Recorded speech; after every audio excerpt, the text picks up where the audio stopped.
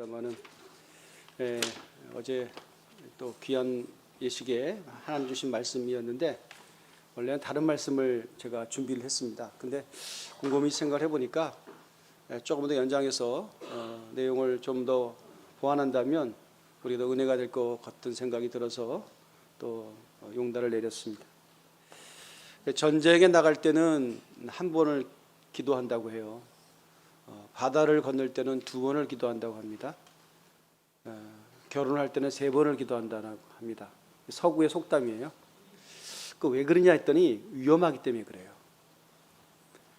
결혼이 위험하다. 이거 굉장히 웃긴 얘기입니다만은 인생을 살아갔던 사람들의 경험치로 집대성한 이 속담이라고 하는 것을 우리가 좀 생각해 본다면 좀 인생을 살아보신 분들은 고개를 끄덕끄덕 할 겁니다. 참 위험하죠. 살얼음판을 걸 때도 있고요. 살아보면 그렇습니다. 왜냐하면 예전에 그 어떤 드라마 박신양이 나온 드라마인데 사랑이 변하냐 뭐 그런 이제 소리를 짓는 대사가 있어요. 사랑은 안 변하는 것으로 알고 있습니다. 교과서에는 그렇게 기록되어 있어요. 그러나 살아가면서 변한 그대를 바라보게 되고 또 냉정히 생각하면 변화해진 자기 모습을 보게 될 때도 있습니다. 일컬어 식는다, 사랑이 식는다라고 하는 말로 자기를 합리화시킬 수도 있죠. 뜨거운 애정, 열정이 식는 것이 사실은 일반적이다라고 하는 것에 우리는 동의하지 않을 수 없음을 우리 경험을 통해서 알 수 있습니다. 그러나 오늘 본문의 말씀은 그럼에도 불구하고 성경이니까 사랑은 강하다라고 말씀을 하고 있습니다. 강하다라고 하는 얘기는 여러 가지를 내포하고 있습니다. 그런데 죽음같이 강하다라고 말씀하고 있습니다. 사랑은 강하다 그러면 이해가 되는데 죽음같이 강하다는 게 뭘까? 제가 어제도 말씀드렸던 것처럼 죽음같이 강하다는 것은 뭐냐? 이 아가서는 솔로몬 왕이 당시에 그 술람미 여인을 향한 애정이나 사랑 고백으로 1차적으로는 우리가 보여집니다. 해석이 되어집니다만은 그런 것이라고 하면 성경이 되지 않겠죠. 그런 것들을 통해서 무엇을 말씀하고 있는 겁니까? 그 정도로 하나님이 우리를 사랑하신다 그런 얘기입니다. 그러니까 사랑의 고백, 하나님이 우리를 향한 사랑의 고백서가 아가서라고 우리가 그런 의미에서 은혜를 받는 거예요. 대신 죽어줄 수 있다. 그래서 사랑은 강하다, 죽음같이 강하다라고 하는 말로 정의할 수 있습니다. 대신 죽어줄 수 있는 게 사랑이다라고 하는 겁니다. 우리가 뭐 어제도 결혼해서 나름대로 일종의 아름다운 장면을 우리가 하객으로 온 자는 목격을 했죠. 신랑 신부들이 막 서로를 죽을 수 있다라고 무슨 자신감인지 이렇게 뿡 얘기를 한 거 보면서 제가 솔직하게 놀랐습니다. 이건 익힌 나면 안 되는데 이게 모범 정답은 아닌데 그래서 내가 마음 한켠으로는 이 고백이 끝까지 가기를 간절히 바라는 내면의 기도가 사실 있었습니다. 여러분도 그 얘기를 들으면서 웃었잖아요. 살아봐 이것들아. 그런데 어쨌든 막 시작하는 분들의 격려하고 축복해야지. 뭐 우리의 경험치나 빗대어서 에이 끝까지 못 가 이렇게 얘기하면 안 되는 거예요, 그죠? 근데 지금은 그렇게 사랑을 위해서 그대를 위해서 사랑하는 자를 위해서 헌신, 희생, 심지어 죽음이라는 단계까지도 용단을 내릴 수 있다라고 하지만 살다 보면 그 내가 죽을 수 있는 대상이 사실은 남편에서 아내에서 자식으로 갈 때도 있습니다. 그죠? 자식을 위해서 죽어주는 어머니, 자식을 위해서 죽어주는 혹 아버지가 있을런지 모르지만 아내를 위해서 남편을 위해서 자식이 있음에도 불구하고 죽어주는 그런 배우자는 잘 등장하지 않습니다. 어느 드라마도 잘 등장하지 않습니다. 참 희귀한 일이에요. 우리는 이런 비극을 다 예단하면서 사실은 성큼성큼 한 발 한 발 미래를 위해서 발걸음을 내딛고 있다라고 하는 겁니다. 그런데 우리가 분명한 것은 사랑을 위해서, 사랑하는 자를 위해서 생명을 던질 수 있다. 여러분, 오늘 제가 여러분에게 지난주에 공연했던 신의 악단이라는 영화를 여러분 보신 분도 계시고 스토리를 또 아시는 분도 있고 그렇습니다만은 뭐 이게 사실 실화를 바탕으로 한 각본이잖아요. 그러니까 그걸 통해서 뭐 이렇게 의미를 하는 거지 이게 진짜 그랬냐 안 그랬냐는 사실 좀 뒤로 밀어놓고요. 어쨌든 그 줄거리 중에 한 중요한 테마가 뭡니까? 그 권력을 구성하고 있는 그 보위부라고 하는 장교들이 가짜 찬양단 속에 들어가서 어쨌든 은혜를 받는 거 아니에요, 그죠? 그리고 변화가 일어나기 하고 그래서 마지막에 장면은 마지막 격정 장면은 어떻게 되는 겁니까?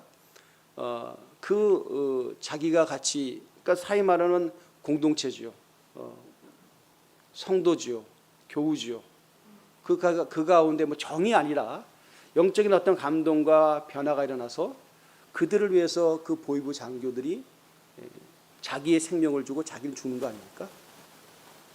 영화니까 가능하겠습니다라고 얘기하겠습니다만은 우리가 잔잔한 생각을 하게 되는 거예요.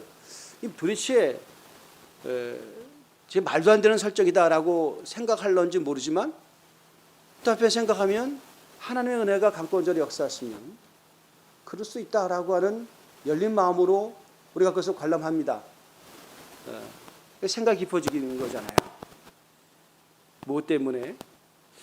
또 한편으로는 그 김태성이라고 하는 그 가수 있잖아요, 그죠? 그 광야를 지나며 불렀던 그 가수는 극중인물의 김태성 장교로 나오는데 그 사람은 진짜 순교한 거 같아요. 실한 거 같아요, 그죠? 그러면 그게 과연 가능할 건가?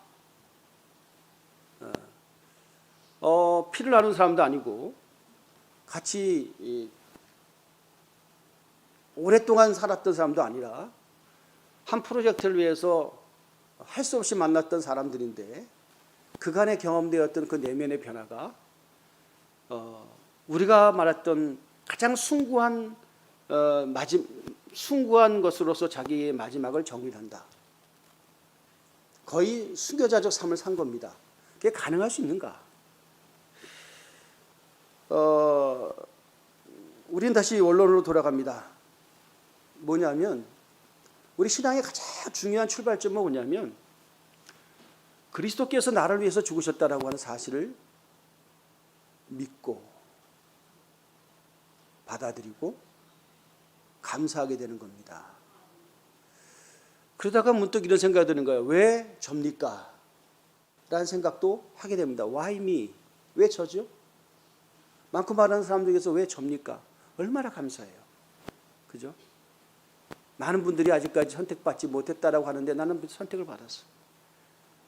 근데 그 선택받았다는 게 뭐냐면 이 깨달음이 왔다는 거야. 그리스도께서 하나님의 아들이신데 나를 위해서 죽으셨어. 내 죄를 사하기 위해서 죽으셨어.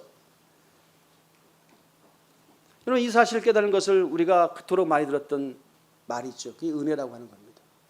이걸 깨달아지고 감사하게 되는 것이 바로 은혜죠. 은혜입니다. 그래서 우리가 은혜를 받아라는 얘기는 참 이게 은혜는 신비한 거예요. 그러나 필연적으로 그리스도인이라고 하면 이 과정을 통과해야 됩니다. 통과하지 않으면 나중에 굉장히 스스로가 비참해집니다.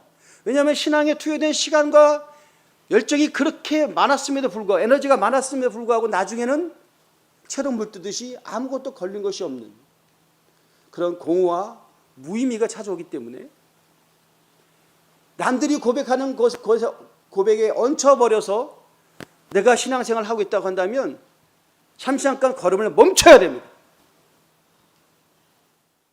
이건 아니다 그러면 고민해야 되는 거예요.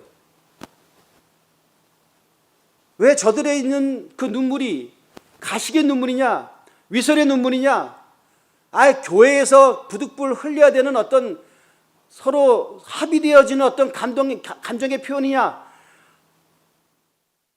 할 정도로 지나오기에는 너무나 많은 반복이 있는 거예요. 그거는 아니잖아. 만약 그것이 설정이라고 한다면 그렇게 연기할 수가 없는 거지. 돈 받고 하는 것이라면 할 수는 있으나 그런 생명력이 짧습니다. 근데 누군가는 내가 생각하는 그 이상의 열정과 무게를 가지고 저렇게까지 헌신해야 되나? 저렇게까지 희생해야 되나? 그런데 저에게는 계산하지 않음이 보이는 거예요. 야, 저렇게 하면 무슨 이익인가? 한국 누나가 정말 천국을 믿는 거 아니야? 에이, 정말 믿는 거 아니야? 아니겠지. 믿는 척 하는 거겠지. 라고 하는 표현하지 못하지만 자기만의 조그마한 어떤 계산과 판단을 가지고 늘 그런 잣대로 바라봤다가 오늘 이 말씀에 걸리는 겁니다. 그리스도께서 정말 나를 위해서 죽으셨어. 왜? 죄를 위해서 돌아가셨대. 그건 남의 얘기예요. 중요한 거는 정말 내 죄를 위해서 돌아가셨어? 그럼 내 죄가 뭔데? 내가 무슨 죄를 이렇게 졌어? 교회 오면 자꾸 죄인이라 그러잖아. 여러분은 무슨 이렇게 죄를 졌어요? 비교적 그리스도인이라고 하는 분들은 그렇지 않은 분들에 비해서 도덕적입니다. 윤리적이에요. 공동체 의식이 있어요. 그죠? 교회 다니는 사람이 비교적 착하죠. 그렇지 않은 분도 몇 분 계시겠지만 비교적 착하잖아요. 그죠? 근데 우리가 뭐 그렇게 죄를 졌어? 죄인들은 저 밖에 있지. 내가 무슨 죄인이야? 맞아요. 그런데 참 성령님께서는 우리에게 내가 죄인이라고 하는 사실에 대해서 도망갈 수 없을 정도로 우리를 구속진대로 몰아갈 때가 있습니다. 고통스럽죠.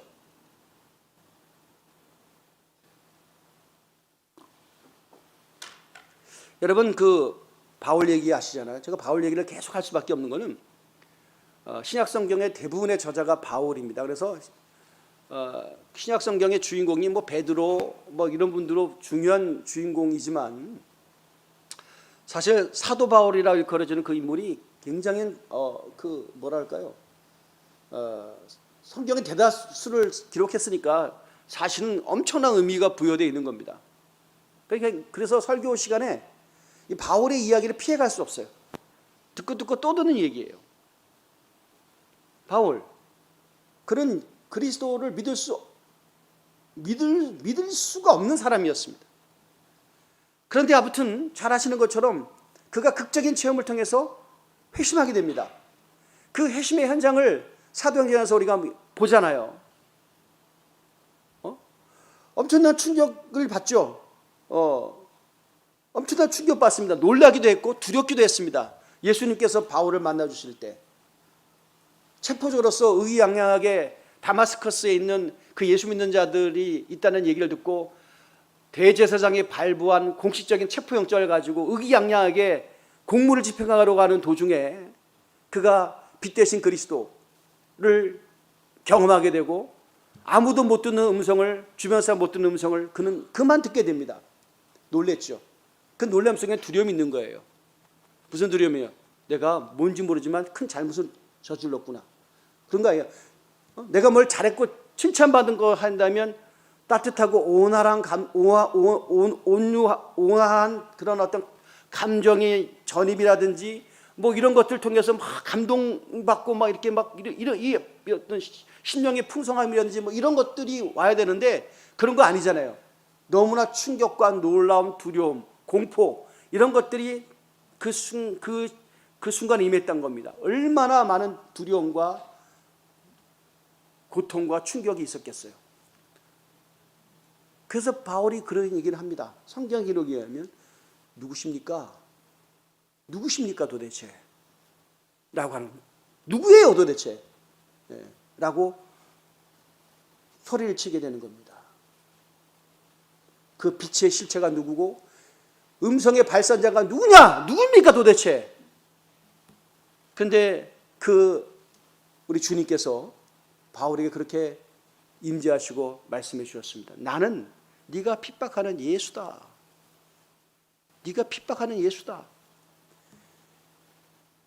이 예수라는 분을 잘 몰라. 바울은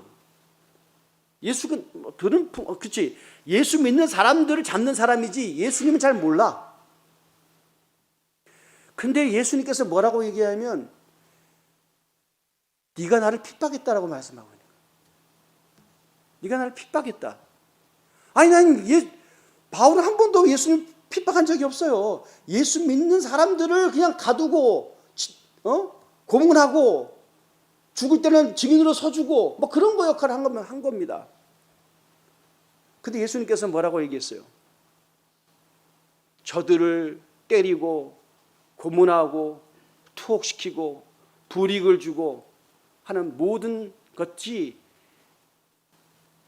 나에게 한 거고, 그 얘기는 뭐냐면 네가 때리고 고통 줬던 그들의 아픔과 고통과 눈물을 그게 내 거란 얘기입니다. 그게 너는 나를 때리고 나를 옥에 가두고 나를 죽이려 했다는 겁니다.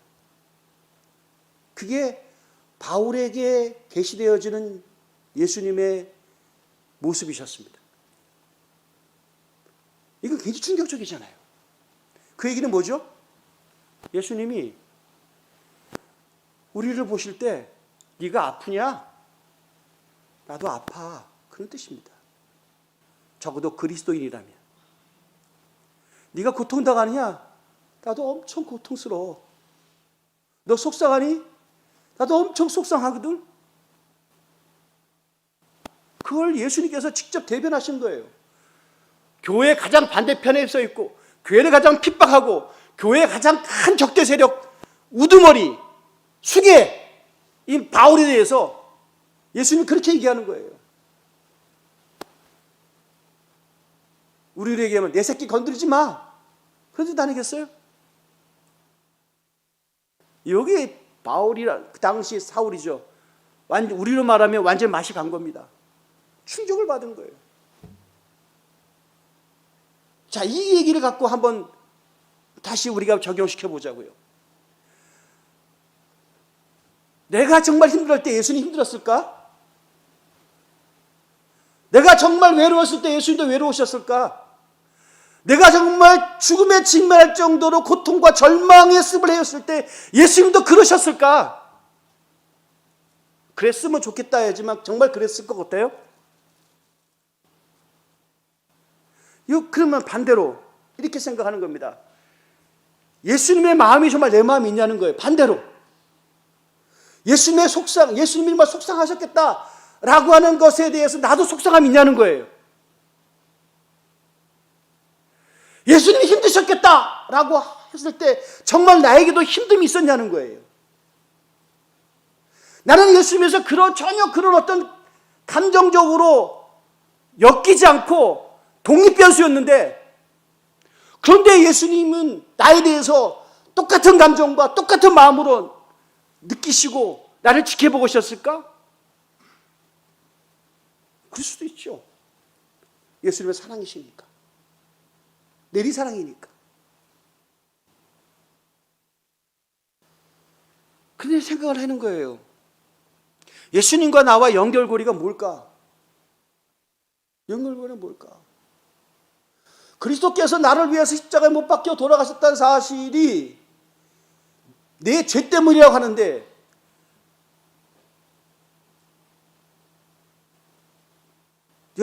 저와 여러분들이 정말 죄의식이 있냐는 거예요.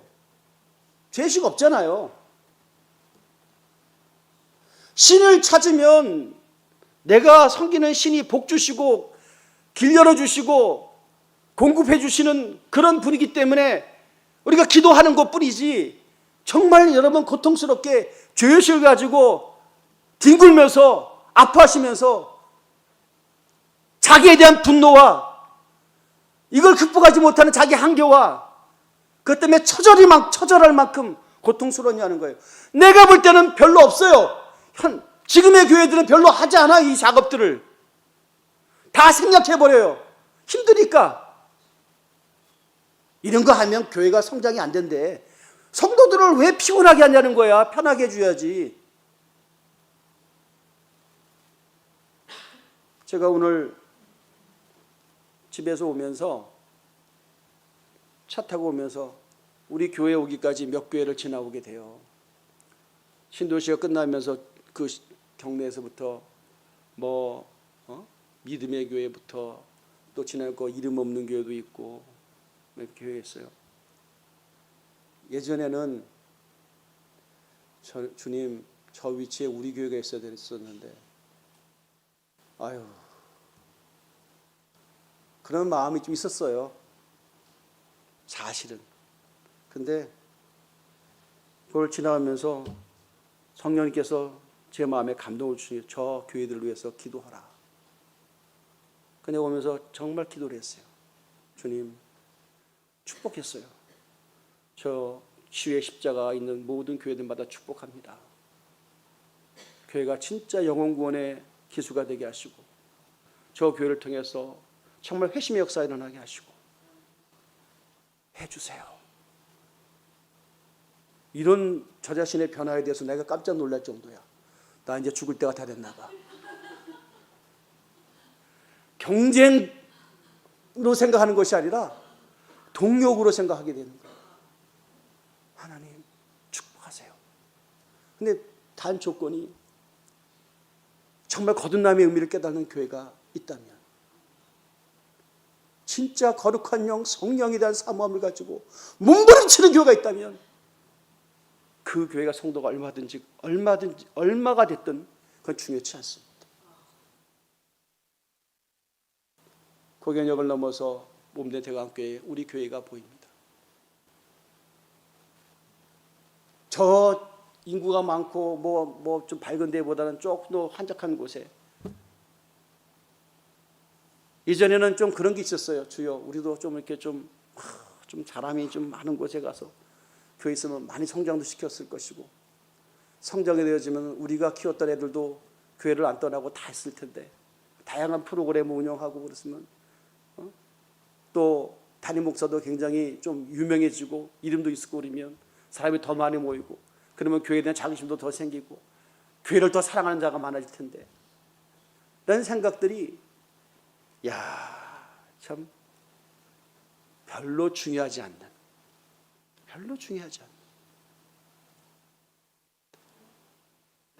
사랑하는 성도님들이 십자가를 붙들고 내 죄를 위하여 돌아가신 그리스도라는 고백이 있는 교회라면 산촌에 있든지 어촌에 있든지 농촌에 있든지 아프리카에 있든지 아시아에 동남아시아에 있든지 북극에 있든지 빈국에 있든지 그닥 그게 중요한 게 아니라는 겁니다. 중요한 건 누가 오늘도 십자가의 절절한 사랑 앞에 눈물로 구원의 감격을 노래하고 하나님을 찬양하고 이 피 묻은 복음이 증거되어야 된다라고 하는 그 안타까운 그리스도 예수의 마음을 갖느냐, 그게 중요하다. 그런 사실을 알게 됩니다. 여러분, 우리가 늘 풍요가 그리고 잘됨이 성공이라고 하는 것이 혹 우리에게 주어진다면 안타깝게도 그런 자들의 기도는 여러분 정말 뜨겁지 않다는 것입니다.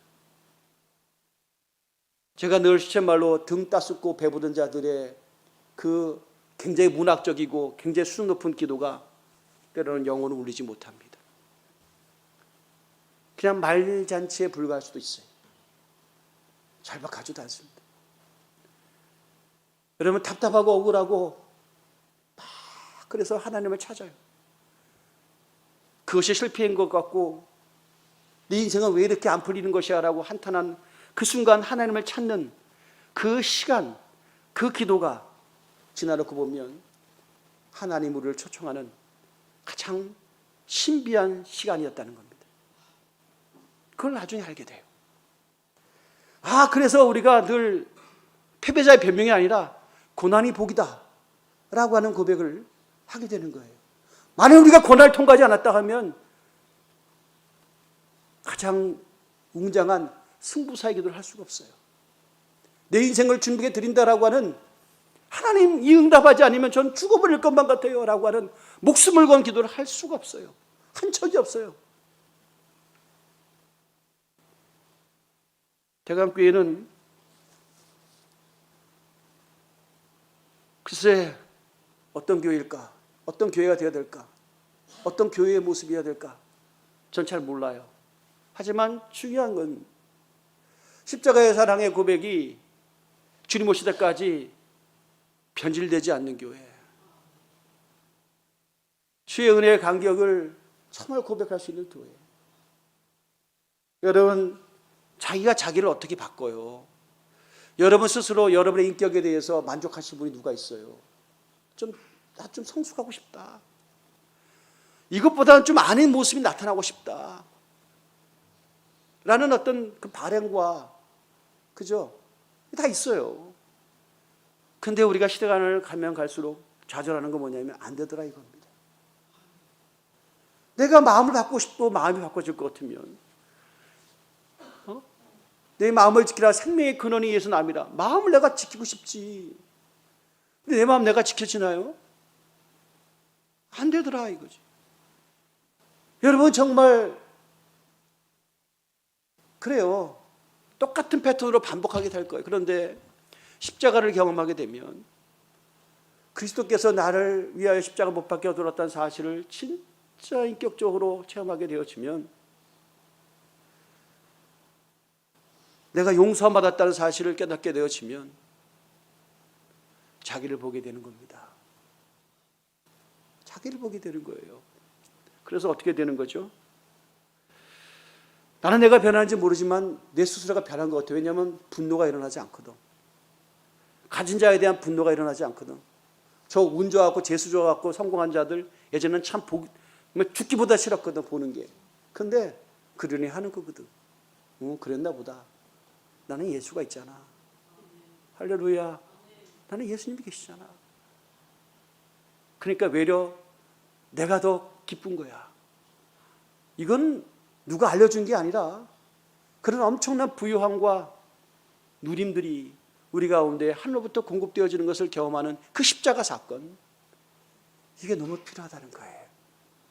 그것만 있으면 교회가 본질이다. 이것이 없기 때문에 다른 것으로 다 채우려 하니까 이런 프로그램도 필요하고 저런 프로그램도 필요하고 아버지 학교, 어머니 학교, 이모 학교, 고모 학교 갖다 갖추고 뭐 자꾸 갖다 대는 거예요. 사랑하는 성도님들, 저는 하나님 앞에 계획되어지는 모든 것들이 필요하고 중요하죠. 하지만 곰곰이 묵상해 보면 십자가의 사랑에서 떠나서 그리고 내가 죄에서 구원받았다는 고백이 매주마다 아니 매일마다 고백되지 않는 이상은 우리가 변한다는 겁니다. 내 마음 나도 모르게 변한다는 겁니다. 사랑이 식냐? 사랑이 변하냐? 사랑은 변해요. 우리의 감정은 원래 바뀌게 되어 있어요. 이 감정이 끝까지 간다? 그건 제정신이 아니에요. 뭔가 병원 치료를 받아야 돼요. 우리의 감정은 끝까지 그렇게 안 변할 수가 없는 거예요. 감정을 뛰어넘는 여러분 뭐예요? 신앙의 본래 모습으로 돌아가면 나머지 것은 다 따라오게 된다는 겁니다. 그런 면에서 우리가 끝까지 가야 된다라고 하는 겁니다. 몸이 굳으면 죽습니다. 아니, 죽으면 몸이 굳습니다. 그죠? 죽으면 몸이 굳어요. 굳으니까 죽습니다. 똑같은 말이에요. 십자가의 간격이 없으면 죽습니다. 죽는 사람은 그리스도가 없어 죽습니다. 똑같은 말이에요.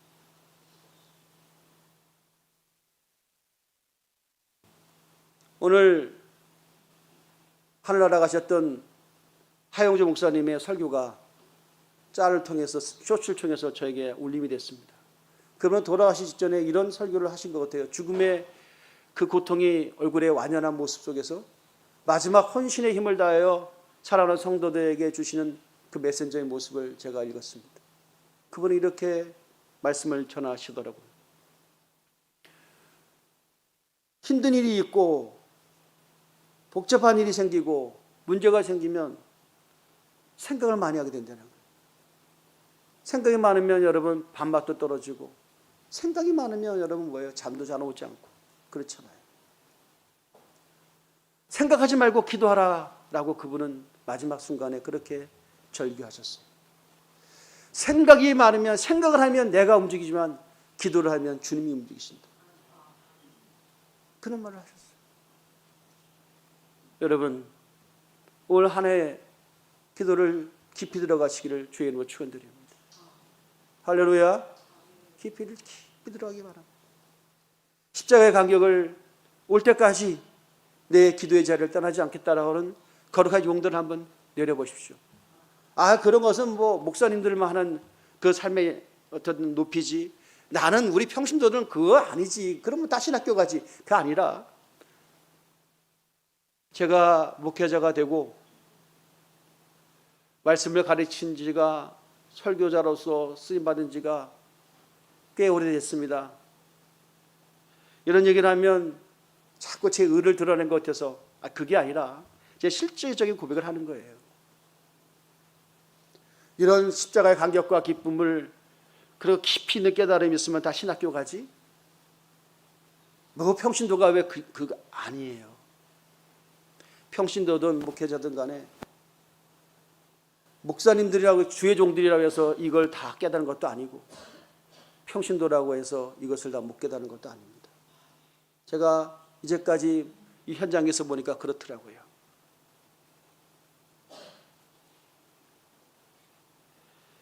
메더니즘이 되었습니다. 상업화가 되었습니다. 설교가, 말씀이, 십자가가 그냥 설교의 조미료로 쓰는 것뿐이에요.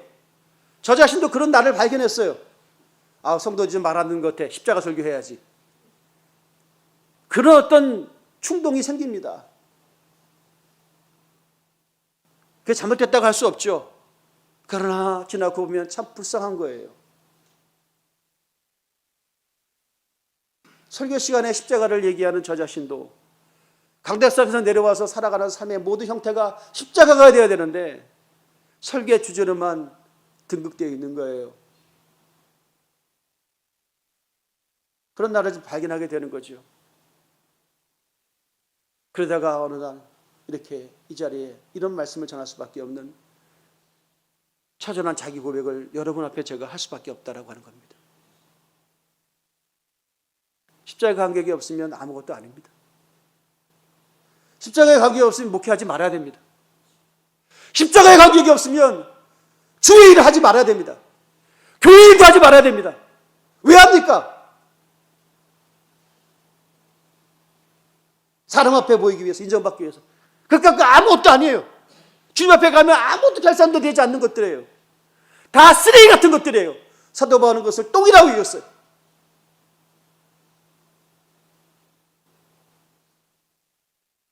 그래서 내가 괴로운 거예요. 누구는 그리스도를 위해서 목숨을 내놓는다고 하는데, 그리고 그 고백대로 사는 사람이 다수는 아니도 분명히 있는데, 그래서 소위 말하는 세상 사회에 말하는 세계 4대 종교 중에 하나인 기독교가 2000년의 역사를 이룰 수 있는 가장 중요한 근간은 이 가치와 진리를 위해서 자기 생명을 던진 자들이 있었다는 겁니다. 우리는 아니지, 그런 소수에 들어갈 리가 없지, 아니지. 성령께서 그 많고 많은 사람 중에 Why me? 왜 접니까? 왜 접니까? Why me? 왜 우리 교회가 되어야 됩니까? 저렇게 잘 나가고 풍성하고 브랜드도 있고 사람이 많이 모이는 곳에서 웅장한 예배당을 짓고 그런 교회들이 수두룩한데 아무도 주목하지 않고 소외 지역에서 교회가 좀 성장하려고 그러면 다들 떠나갈 수밖에 없는 그런 교회에서 왜 세계 구원과 선교와 십자가의 본질을 부여잡고 나머지를 다 포기해도 이것은 포기할 수 없다라고 끝까지 그것을 부여잡아야 되는가? 왜? Why me? 왜 우리여야 되는가? 이 정답은 저도 잘 모르겠어요. 하지만 저와 여러분이 계속 호흡을 맞춰서 하나님 나라를 만들어 가야 됩니다. 할렐루야. 이겁니다. 사랑하는 성도님들, 다른 건 몰라도 저는 예배 시간에 은혜를 받으시고 그 은혜의 받음이 예배당을 나서는 순간 교회에다 다 맡겨놓고 다음 주에 찾아오시는 것이 아니라 계속 그 여운과 의미를 가져가셔서 여러분의 골방의 기도로 연결시키길 바랍니다. 제가 여러분에게 가르쳤던 절대 시간입니다. 양보할 수 없는 절대 시간. 우리 그리스도인들은 여러분의 골방에서 절대 시간을 가져야 됩니다. 할렐루야. 절대적인 양보할 수 없는 절대 시간. 말씀과 기도라고 하는 가장 중요한, 이것을 놓치면 내 영이 끝이다 라고 하는 정말 처절한 위기의식을 갖고 오늘 사례를 치열하게 또 살아갑시다. 왜냐하면 주님은 살아계시기 때문입니다. 사랑은 죽음같이 강합니다. 그리스도는 우리를 위해서 생명을 내놓으셨기 때문에 이 말씀을 하실 수가 있는 겁니다. 내가 생명을 천수를 누린다는 것, 결국 나를 위해 산 거잖아요. 그런데 주를 위해서 한번 살아봅시다. 할렐루야. 주님께서 품은 영혼들을 위해서 한번 살아봅시다. 이런 변화와 그리고 한 걸음 나아가 주님 앞에 이것이 성숙이라면 주님, 내가 그 성숙의 계단을 오르고 싶습니다. 뒤돌아봐서 후회하는 인생으로 내 인생에 점철되어 할 수 없이 막을 내리는 것이 아니라 주님이 나를 맞이하려고 서 계시는, 스데반이 돌을 맞아 죽어가면서도 봤던 예수 그리스도의 모습을 우리가 묵상하면서 주님, 나도 묵묵히 그 길 가게 하시옵소서.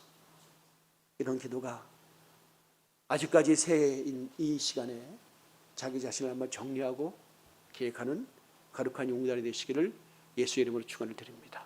우리 한번 기도를 합니다.